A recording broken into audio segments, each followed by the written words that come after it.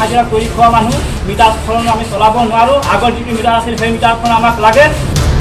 প্ৰতিবাদ কৰাসকলে নিজৰ নিজৰ স্মাৰ্ট মিটাৰটো একেদিন চাই ল'লে হ'ল চামুচেদি দিছে বেলচা দি নিছে চামুচেদি দিছে কিন্তু বেলচা দি নিছে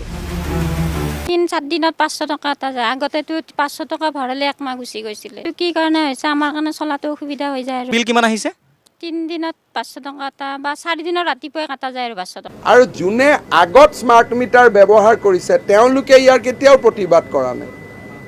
গুৱাহাটীততো চবৰ ঘৰে ঘৰে স্মাৰ্ট মিটাৰ আছে কোনে প্ৰতিবাদ কৰিছে আমি আগতে 500 টকা এটা ভৰালে এক মাহ গৈছিল এতিয়া আমি মাহত 3000 টকা ভৰাব লাগে এতিয়া বিলটো নেদলিও নহয় ল'ৰা ছোৱালী পঢ়ে আৰু গৰমত থাকিব নোৱাৰোঁ আমি হৈছোঁ বেলেগৰ কাম কৰি খোৱা মানুহ আমি ইমান বিল দিব নোৱাৰোঁ যিসকলে কৈছে যে বিল বাঢ়িছে তেওঁলোকৰ ঘৰত মই এটা মেনুৱেল মিটাৰো লগাই দিম এটা ঘৰত এটা স্মাৰ্ট মিটাৰ লগাই দিম এটা মেনুৱেল মিটাৰ লগাই দিম এক মাহ যেতিয়া পাৰ হ'ব তেতিয়া স্মাৰ্ট মিটাৰৰ ৰিডিং মেনুৱেল মিটাৰৰ ৰিডিং আপোনালোকে চাই লওক আগত 3খন আছিল এতিয়া এখন হওঁতে ইমান বিল খালি টিভিটো ফিউজ চিউজটো নাই খালি লাইট এটা দুটা জ্বলে ঘৰত এটা ভিতৰত এটা বাৰান্দাত এটা ফেন এখন আৰু টিভিটো 18-7 মানে 18-19 612 টকাহে বিল দিছিলোঁ এতিয়া আমি মান্থলি দিব লাগে 2500-3000 মান্থলি বিল দিব লগা হৈছে এতিয়া